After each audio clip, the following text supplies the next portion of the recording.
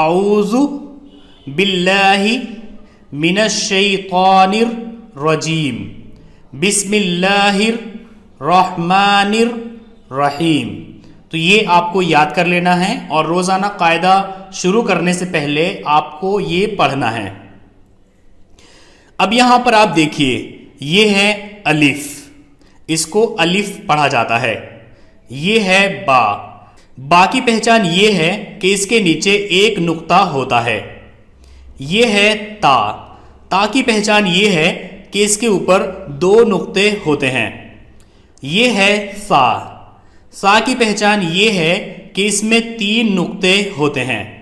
یہ ہے جیم، جیم کی پہچان یہ ہے کہ اس میں ایک نقطہ ہوتا ہے. یہ ہے ہا، ہا کی پہچان یہ ہے کہ اس میں کوئی نقطہ نہیں ہوتا ہے. یہ ہے خا، خا کی پہچان یہ ہے کہ اس کے اوپر ایک نقطہ ہوتا ہے. یہ ہے دال، اس کی پہچان یہ ہے کہ اس پہ کوئی نقطہ نہیں ہوتا. یہ ہے زال، زال کی پہچان یہ ہے کہ اس پر ایک نقطہ ہوتا ہے. یہ ہے را، اس کی پہچان یہ ہے کہ اس پر نقطہ نہیں ہوتا ہے. یہ ہے زا، زا کی پہچان یہ ہے کہ اس پر ایک نقطہ ہوتا ہے. یہ ہے سین، اس پر کوئی نقطہ نہیں ہوتا ہے. اور یہ ہے شین، اس پر تین نقطے ہوتے ہیں. جیسے کہ ہندی میں سے اور شے ہوتا ہے ویسے ہی یہاں پر سین اور شین ہوتا ہے. یہ ہے صاد، اس کی پہچان یہ ہے کہ اس پر کوئی نقطہ نہیں ہوتا ہے.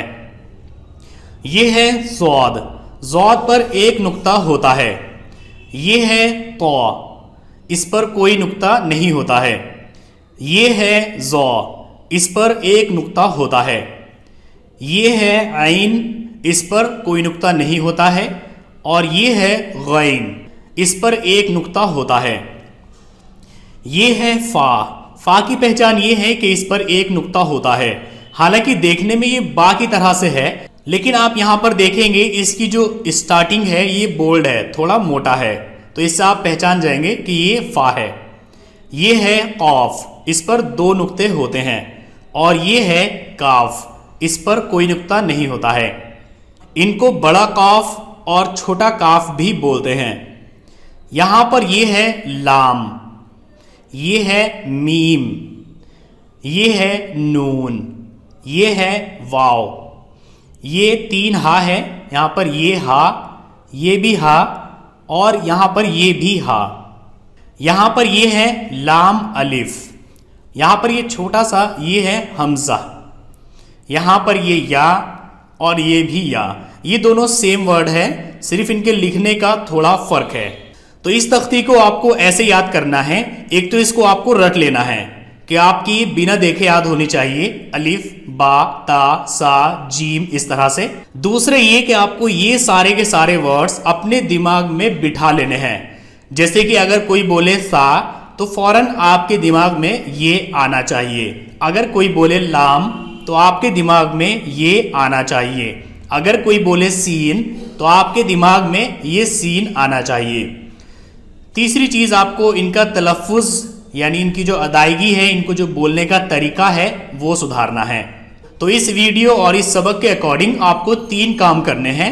ایک تو آپ کو یہ پوری طرح سے رٹ لینا ہے، الف با تا سا جیم اس طرح سے. دوسرے یہ سارے ورڈز آپ کو اپنے دماغ میں بٹھا لینے ہیں. اگر کوئی بھی شبد بولے قاف تو فوراً آپ کے دماغ میں اس کی شکل آنی چاہیے. اور تیسرے ہے انہیں پڑھنے کا طریقہ. جیسے کہ یہاں پر یہ سین اور یہ شین، تو اس طرح سے آپ کو انہیں پڑھنا ہے. چلیے اب ایک بار میرے ساتھ بولیے، الف با تا سا. اس کے لیے آپ کو اپنی جیب اپنے نیچے والے دانتوں پر لگانی ہے. سا جیم ہا، یہ آپ کو حلق سے بولنا ہے. خا دال زال، زال بالکل آپ کو سا کی طرح سے بولنا ہے. اس میں بھی آپ کو اپنی جیب دانتوں کے پیچھے لگانی ہے. را زا سین شین صاد ضاد طا ظا عین غین فا قاف کاف لام میم نون واو ہا